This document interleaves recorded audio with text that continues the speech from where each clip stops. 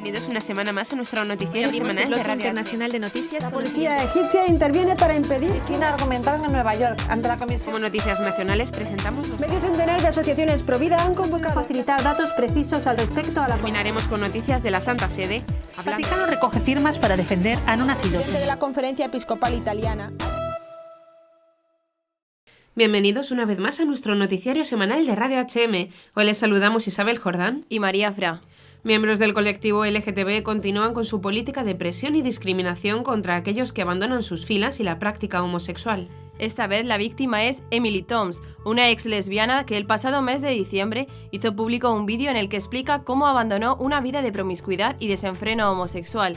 Este vídeo, que está batiendo récords en poco más de un mes, ha despertado el interés de 2 millones de internautas. En él, la chica, ahora casada con un hombre y embarazada, detalla cómo su vida como lesbiana fue súper salvaje y cómo mantuvo relaciones en serie con mujeres durante años. A los 22 años acudió a un grupo de estudio de la Biblia y con el paso del tiempo fue descubriendo que su comportamiento la había sumido en la más profunda infelicidad y que había llegado el momento de cambiar. A la luz del Evangelio se fueron transformando su vida y su persona, porque como ella ha declarado, a través de Dios las personas pueden apartarse del mal. Los grupos de presión de este colectivo LGTB no perdonan a Emily su disidencia ni el que haya hecho público este testimonio y han pedido para ella una muerte lenta y dolorosa. A pesar de estas actuaciones de presión, son cada vez más numerosos los casos de personas que buscan ayuda para encauzar correctamente su afectividad y sexualidad, a través de terapias como la de Es posible la esperanza. Ellos mismos son los que dan testimonio. Hoy me siento más libre, me siento yo mismo, me siento más espontáneo, más verdadero. Entiendo mis carencias afectivas, trabajo mi autoestima, intento salir de mi egoísmo, me siento más maduro. Hoy tengo dominio de mi voluntad y me siento en paz. La terapia ha supuesto un crecimiento integral, verdadero y libre, prosigue Enrique, que concluye: desde mi vida les comparto que la vida gay es una falsedad y que superar la atracción hacia el mismo sexo es posible. Lucas considera que el camino de maduración de mi masculinidad no ha terminado, pero siente que su día a día ya no es la espera de un mejor mañana, sino que ya es una realidad. Una frase resume cómo le ha cambiado la vida al seguir la terapia de Es posible la esperanza.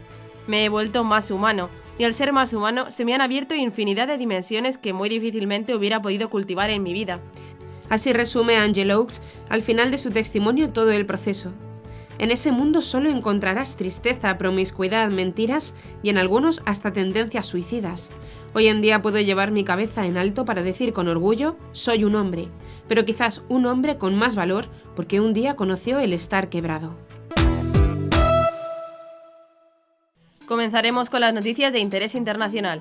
Jerusalén, cifra récord de peregrinos en Tierra Santa. Argentina, arzobispo anima a vivir una cuaresma decisiva. China, el régimen comunista chino prohíbe las actividades cristianas para jóvenes. México, 2 sacerdotes asesinados en la archidiócesis de Acapulco. Hungría, lucharemos contra los que quieren cambiar la identidad cristiana de Hungría y Europa. Pasaremos después a las noticias nacionales. Congreso en Alcalá de Henares defiende la fe y la moral de la Iglesia. Monseñor Munilla declara: la Iglesia necesita líderes que sean identificados como católicos.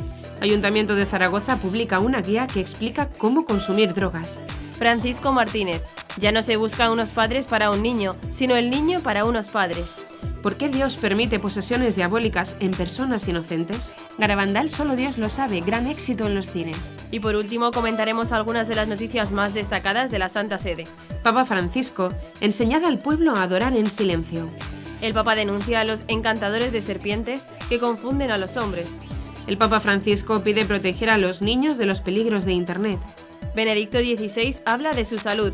Me encuentro en peregrinación hacia casa. El Papa recuerda que el Evangelio y las homilías bien hechas son fundamentales en la misa.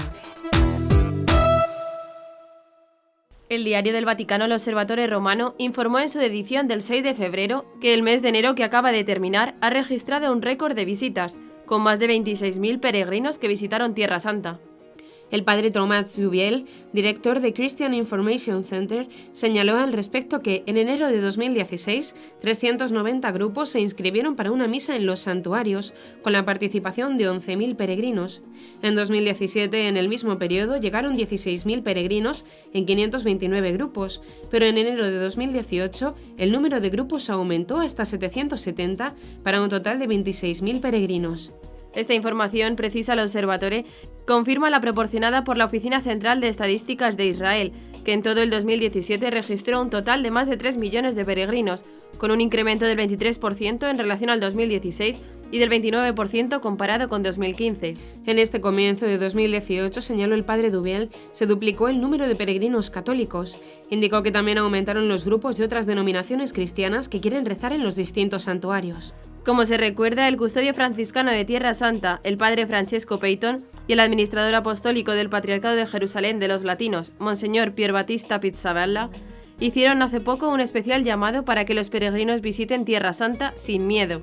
Ambos exhortaron a los peregrinos a ir a los santos lugares con el espíritu de quien desea, a través de la peregrinación, confiarse a Dios.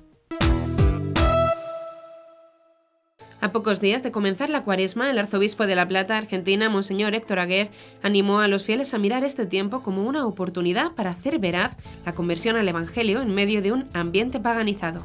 Lo que la doctrina católica considera vicios son comportamientos reclamados como derechos y aún tutelados por leyes inicuas. En ese contexto adverso debemos procurar vivir con serenidad y alegría el seguimiento de Cristo, señaló en una nueva carta pastoral.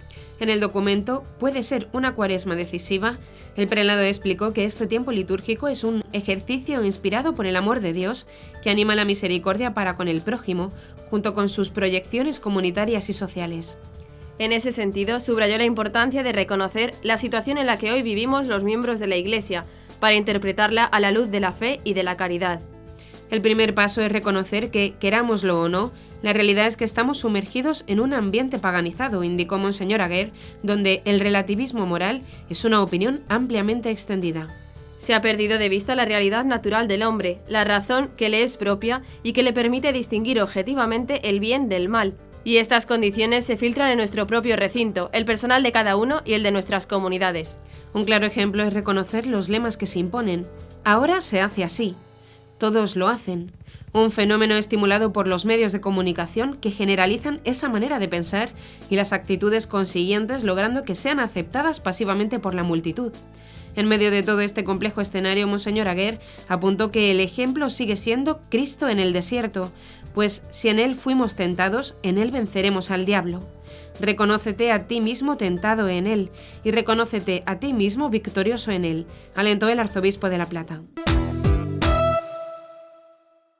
Desde el pasado 1 de febrero, muchas parroquias chinas en la región de Shanxi y Mongolia Interior han recibido una orden de las autoridades civiles de no realizar campamentos para los jóvenes ante la proximidad del fin de año chino. Las autoridades también están prohibiendo los encuentros religiosos privados en escuelas y universidades. Se trata de una campaña del régimen comunista para dificultar que la fe se difunda entre los jóvenes. Además de los nuevos reglamentos sobre actividades religiosas que entraron en vigor el día 1 y se publicaron el pasado mes de octubre, incluyen controles estrictos sobre las comunidades, multas, arrestos y expropiaciones para los miembros de las comunidades no oficiales. A partir del 1 de febrero, la Oficina de Asuntos Religiosos, entidad dependiente del Estado para controlar las religiones, y el Departamento del Frente Unido han empezado a telefonear y avisar a las parroquias católicas para dejar claro que en adelante ya no podrán organizar campamentos juveniles de primavera ni verano. Los nuevos reglamentos imponen además que las escuelas religiosas se puedan efectuar solo en lugares registrados y bajo el control del Estado. El estar en tiendas o en el espacio libre o en cualquier hotel barato y tener encuentros y misas junto a los jóvenes será considerada como una actividad religiosa ilegal. 2 sacerdotes han sido asesinados en la madrugada del 5 de febrero en México. El padre Iván Añorbe Jaimes y el padre Germain Muñiz García, párrocos de la Sagrada Familia en Las Vegas y de la Mezcala, respectivamente, fueron atacados por desconocidos en el municipio de Taxco. También otras 3 personas resultaron heridas. La Archidiócesis de Acapulco ha emitido un comunicado en el que informa que los sacerdotes y las otras personas atacadas iban a bordo de una camioneta Toyota por la carretera Iguala-Taxco, cuando otro vehículo los interceptó disparándoles. Después los delincuentes se dieron a la fuga. Aciprensa cita las palabras del mensaje archidiocesano en el que expresa: como Iglesia estamos consternados ante el trágico suceso que enluta a toda la comunidad archidiocesana y a la comunidad de Chilpancingo Chilapa. Pedimos a las autoridades que una vez conocida la verdad se actúe en justicia. Asimismo, en el mensaje se ha pedido rezar por los sacerdotes, pero también por la conversión de aquellos que, olvidando que somos hermanos, cometen este tipo de crímenes que tanto dañan la dignidad de la persona humana, arrebatan el don sagrado de la vida y siembran dolor y sufrimiento en la familia y la sociedad. Por su parte, esta diócesis dependiente de la Archidiócesis de Acapulco indicó que las causas del asesinato de nuestros hermanos sacerdotes están siendo investigadas por autoridades competentes y confiamos que pronto sean esclarecidas. El 3 de febrero, el primer ministro belga Charles Michel lanzó una amenaza a los países del Grupo Visegrado, Eslovaquia, Hungría, Polonia y República Checa, sobre las cuotas de inmigrantes. Ante la negativa de esos 4 países a admitir una ola de inmigración mayormente musulmana que ya está provocando serios problemas sociales y de seguridad en el resto de la Unión Europea, Michel declaró al diario belga Le Soir: «Hemos dado un ultimátum a los países de Visegrado, que rechazan la solidaridad y dar la bienvenida a los migrantes. En esencia, en ausencia de un consenso, usaremos mayorías calificadas al final del primer semestre para decidir sin ellos». La reacción no se ha hecho esperar. Este 7 de febrero, Viktor Orbán, primer ministro húngaro y presidente de turno del Grupo Visegrado, contestó al ultimátum de Michel mediante un vídeo subtitulado en inglés publicado en su página de Facebook en el que dice: La presidencia de Fidesz ha discutido ayer el anuncio del primer ministro belga de que, de ser necesario y por la fuerza, obligará a los países centroeuropeos, incluida Hungría, a aceptar a los inmigrantes. De acuerdo con su plan, esto sucederá en junio, en la cumbre de los primeros ministros en Bruselas. Nuestra presidencia ha tomado una posición. No podemos rendirnos ante la extorsión. Para nosotros, Hungría es lo primero. Lucharemos contra quienes quieran cambiar la identidad cristiana de Hungría e Europa.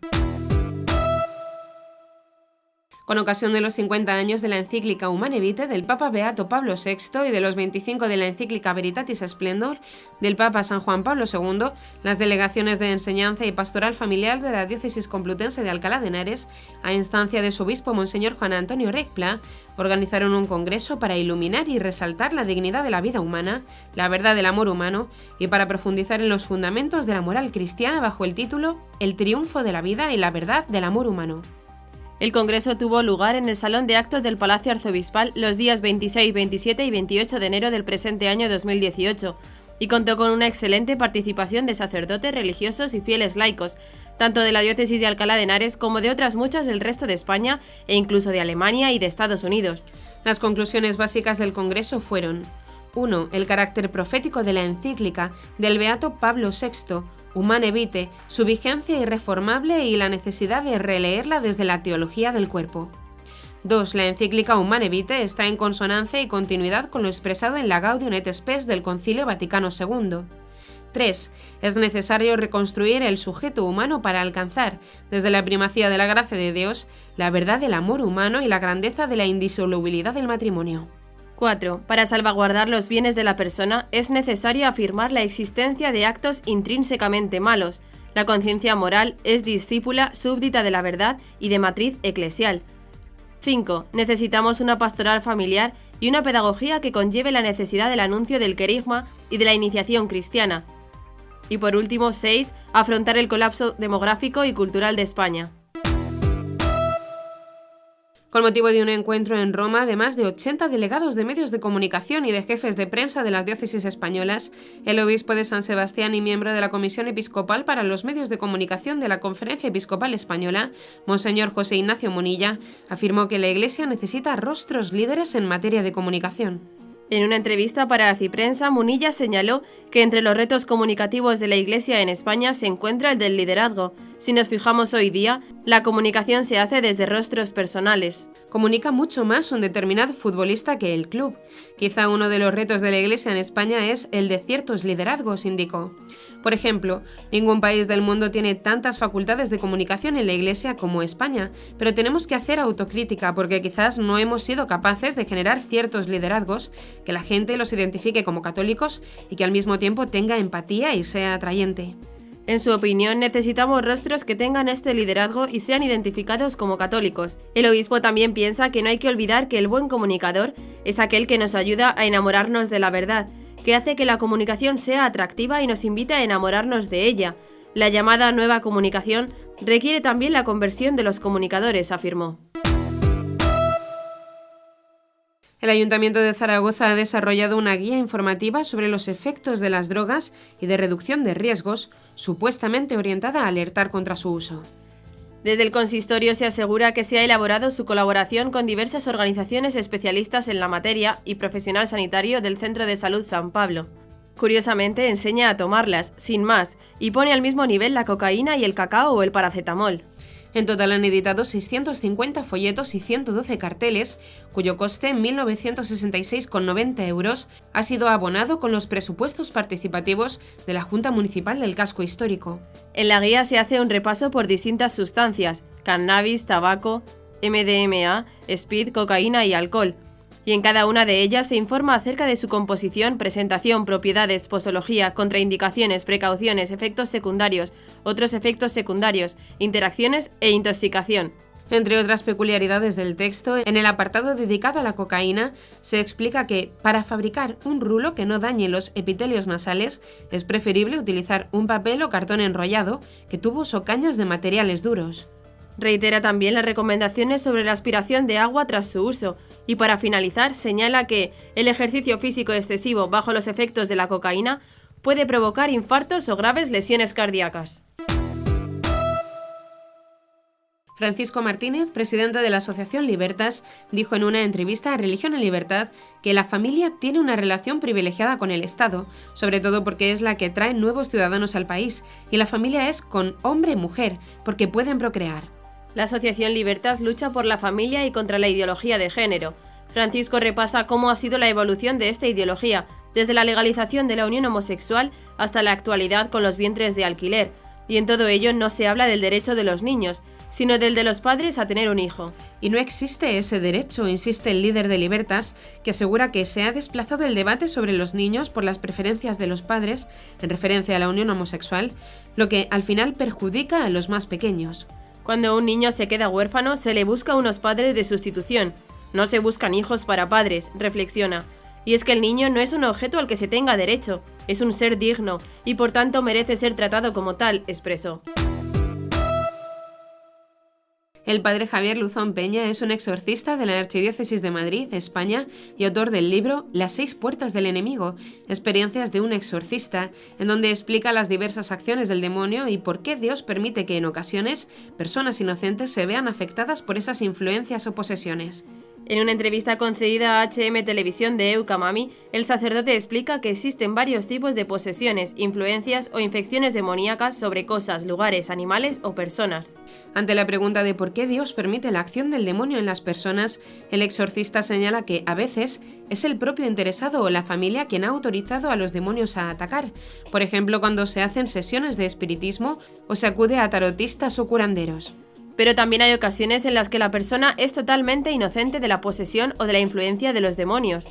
Como es el caso de Annalise Michel, la protagonista de la película El exorcismo de Emily Rose, que era una mujer santa, joven, que la Virgen le revela que su hijo había permitido esta posesión para que diera testimonio en mitad del siglo XX, en la Alemania materialista, de la existencia del espíritu, apunta el sacerdote.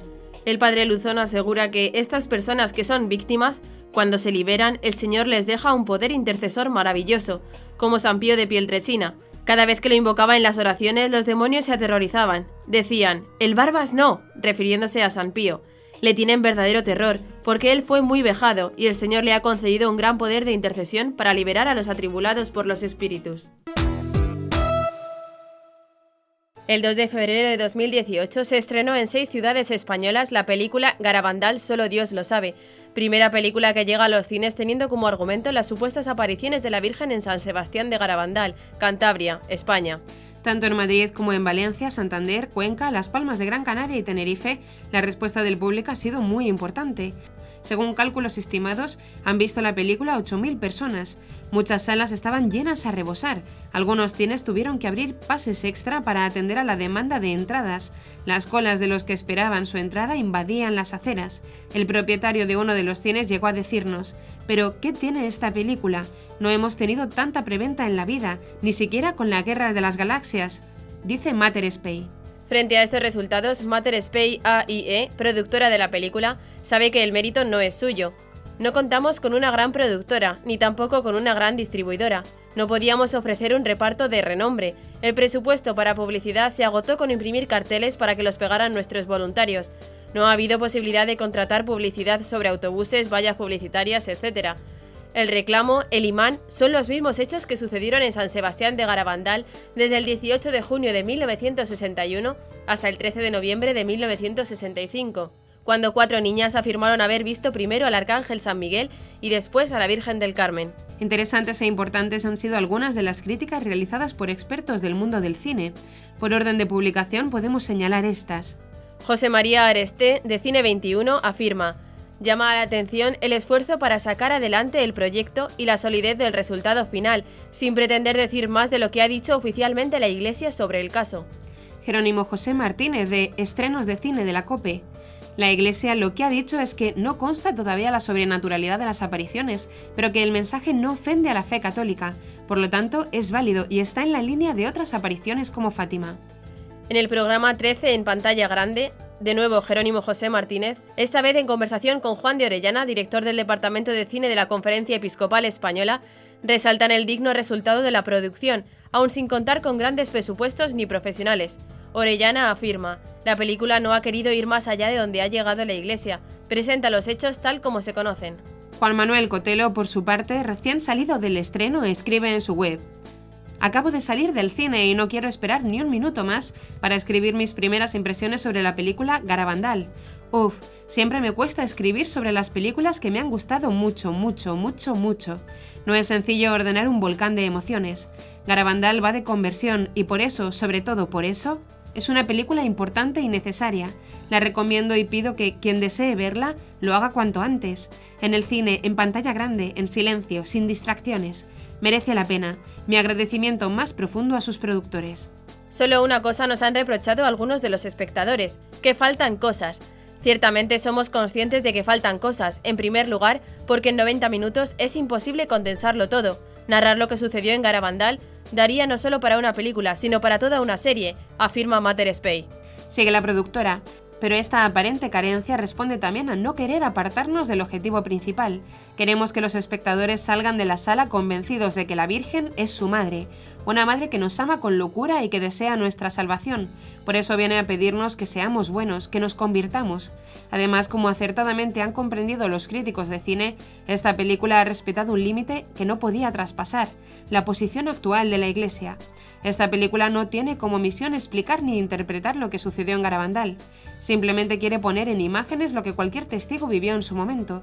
Por eso hay muchos temas que hemos preferido dejar fuera, porque todavía tienen que ser objeto de un estudio más detenido por parte de la Iglesia, a cuyo juicio nos remitimos. Este fin de semana la película Garabandal, solo Dios lo sabe, ha repetido en las 6 ciudades donde se estrenó, y además se ha estrenado en Barcelona, donde prácticamente no quedaban entradas previo al estreno, Huesca y Torrijos, Toledo. Además, el 16 de febrero llegará a Alcalá de Henares, Segovia, Cádiz, Punta Umbría en Huelva, Ontinyent en Valencia, etc. De momento, porque otras muchas ciudades están a punto de cerrar acuerdos para el mismo 16 o para el siguiente fin de semana, el 23 de febrero. Termina la nota de Mater Spey diciendo que nuestra Madre conceda a esta película transmitir su bendición. El Papa Francisco, en la misa celebrada en la Casa de Santa Marta, ha hablado de la importancia de la adoración en silencio, una devoción que, ha constatado, muchas veces los pastores se olvidan de transmitir a los fieles. Muchas veces pienso que nosotros no enseñamos a nuestro pueblo a adorar. Y aprovecho, continuó, que hoy, vosotros que estáis aquí para decir: enseñad al pueblo a adorar en silencio, adorar.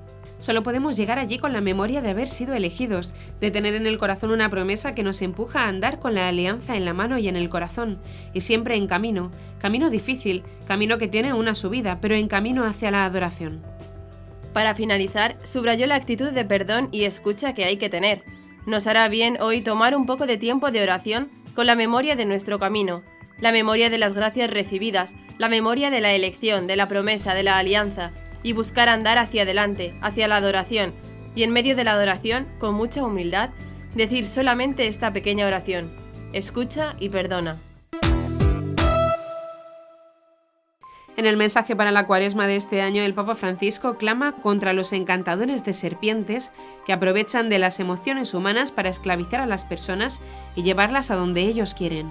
En el texto presentado en la oficina de prensa de la Santa Sede por el cardenal Peter Turkson, prefecto para el Dicasterio para el Desarrollo Humano Integral, y Natalia Peiró, secretaria de Cáritas España, el Papa se pregunta: ¿cuántos hijos de Dios se dejan fascinar por las lisonjas de un placer momentáneo al que se le confunde con la felicidad? ¿Cuántos hombres y mujeres viven como encantados por la ilusión del dinero, que los hace en realidad esclavos del lucro o de intereses mezquinos? ¿Cuántos viven pensando que se bastan a sí mismos y caen presa de la soledad?, dice también en el texto. El Papa alerta sobre los charlatanes que ofrecen soluciones sencillas e inmediatas para los sufrimientos, remedios que sin embargo resultan ser completamente inútiles. ¿Cuántos son los jóvenes a los que se les ofrece el falso remedio de la droga, de unas relaciones de usar y tirar, de ganancias fáciles pero deshonestas? Ante la pregunta de ¿qué podemos hacer?, el Papa invita a la oración, porque hace que nuestro corazón descubra las mentiras secretas con las cuales nos engañamos a nosotros mismos. También a la limosna, que nos libera de la avidez y nos ayuda a descubrir que el otro es mi hermano. Nunca lo que tengo es solo mío. Por último, el ayuno, ya que debilita nuestra violencia, nos desarma y constituye una importante ocasión para crecer. El ayuno nos despierta, nos hace estar más atentos a Dios y al prójimo, inflama nuestra voluntad de obedecer a Dios, que es el único que sacia nuestra hambre, subraya. En el marco del Día de Internet Seguro, Safer Internet Day, promovido por la Unión Europea, el Papa Francisco exhortó al mundo entero a esforzarse por proteger a los menores de edad de los peligros a los que están expuestos en el Internet. Todos estamos llamados a esforzarnos para proteger a los menores en el mundo digital, dijo el Papa a través de su Twitter el 6 de febrero. El 6 de octubre de 2017, en su discurso a los participantes del Congreso Dignidad Infantil en el Mundo Digital, realizado en Roma, el Papa afirmó que una sociedad que consume pornografía no podrá proteger eficazmente a los menores. Debemos dedicarnos a proteger la dignidad de los niños con ternura, pero también con gran determinación, luchando con todas las fuerzas contra esa cultura de descarte que hoy se manifiesta de muchas maneras en detrimento sobre todo de los más débiles y vulnerables, como son precisamente los menores, añadió. El Papa emérito Benedicto XVI ha sorprendido a todos con una emotiva carta enviada al director del periódico italiano Il Corriere della Sera, en la que agradece la inquietud de los lectores por saber cómo se encuentra. Interiormente estoy en peregrinación hacia casa, dice en la misiva. Me ha conmovido que tantos lectores de su periódico deseen saber cómo estoy transcurriendo este último periodo de mi vida. Solo puedo decir al respecto que, en la lenta disminución de mis fuerzas físicas, interiormente estoy en peregrinación hacia casa. Es una gran gracia para mí estar rodeado en esta última parte del camino, a veces un poco fatigoso, de un amor y bondad tales que no habría podido imaginar. En este sentido, continúa el Papa, considero necesaria también la pregunta de sus lectores como acompañamiento. Por eso no puedo hacer otra cosa que darle las gracias y asegurarles mi oración. Cordiales saludos, Benedicto XVI. La nueva catequesis del Papa Francisco en la audiencia general trató sobre el Evangelio y la homilía en misa. A este respecto señaló que las homilías deben estar bien preparadas y no aburrir. El diálogo entre Dios y su pueblo, desarrollado en la liturgia de la palabra en la misa, alcanza su culmen en la proclamación del Evangelio, dijo al comienzo. Francisco explicó que, al igual que los misterios de Cristo iluminan la revelación bíblica, así en la liturgia de la palabra el Evangelio constituye la luz para comprender el sentido de los textos bíblicos que lo preceden, sea del Antiguo o del Nuevo Testamento. El Papa recordó que su lectura está reservada al ministro ordenado, que termina besando el libro. En estos signos, la Asamblea reconoce la presencia de Cristo que dirige la buena noticia que convierte y transforma. En la misa no leemos el Evangelio para saber cómo han sido las cosas, sino para tomar conciencia de aquello que Jesús ha hecho y ha dicho una vez, y Él continúa cumpliéndolo y diciéndolo ahora también para nosotros. En este sentido recordó que Cristo se sirve también de la palabra del sacerdote que después del Evangelio pronuncia la homilía. Francisco se detuvo en este punto y subrayó que no es un discurso de circunstancia, ni una conferencia o una lección, sino un retomar el diálogo que ya era abierto entre el Señor y su pueblo para que encuentre cumplimiento en la vida. Manifestó que quien hace la homilía debe realizar bien su ministerio, ofreciendo un servicio real a todos aquellos que participan en la misa, pero también a los que escuchan. Si nos ponemos en la escucha de la buena noticia, seremos convertidos y transformados, capaces entonces de cambiarnos a nosotros mismos y al mundo. Y hasta aquí nuestro informativo semanal, esperamos que haya sido de su agrado. Recuerden que pueden seguir escuchándonos siguiendo el resto de nuestra programación en directo a través de la web www.radiohm.net. En ella podrán encontrar también distintos podcasts con los informativos anteriores y otros audios que también pueden ser de su interés. Seguiremos estos días informando de las noticias de la Iglesia y del mundo a través de nuestros breves espacios informativos que les ofrecemos todos los días, cada media hora, aquí en Radio HM 88.9 FM y HM Televisión. Ayer, hoy y siempre, la verdad. Gracias por habernos acompañado. Les han informado Isabel Jordán y María Fra. Hasta la próxima semana.